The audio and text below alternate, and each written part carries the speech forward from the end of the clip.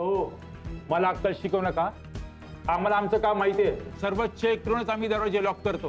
आणि मी पण चेक केलंय, कोणी नाही आतमध्ये. हो, असं काय करता? तुम्हाला काही माणुसकी आहे की नाही? दरवाजा उघडून चेक करायला काय प्रॉब्लेम आहे? कोण तुम्ही? हे असं दरवेळेस माणुसकीचा हवाला देऊन 4 माणसं आतमध्ये आली की त्या प्रत्येकासाठी मी दरवाजा उघडायचा का? तुम्ही मला अक्कल शिकवू नका. कार्यक्रम तर कधीच संपलाय. मुलं बिलं सगळी घरी गेलीत, कोणी नाही आतमध्ये. तुम्ही पण चला.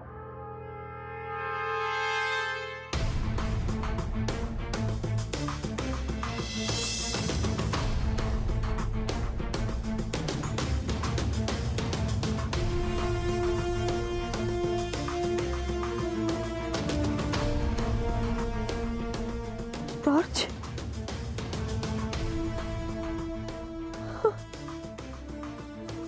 Thank God. टॉर्च सापडली.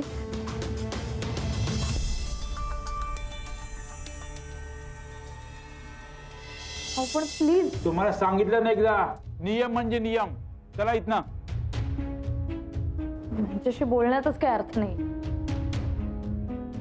कुठे असेल रे ताई? तेच कळत नाहीये. चल जाऊया, इथे थांबण्यात काही पड नाही. चल. का माहित नाही, पण माझा इथून पायच निघत नाहीये. आदित्य, तू स्वस्त राहा रे बाबा. तुला काही झालं ना दादा, काही खरं नाही. तू शांत राहा. नाही कमू नाही. मीराच्या साखरपुड्याचं हे तसं झालं ना, तेव्हापासून खूप भीती वाटते ग.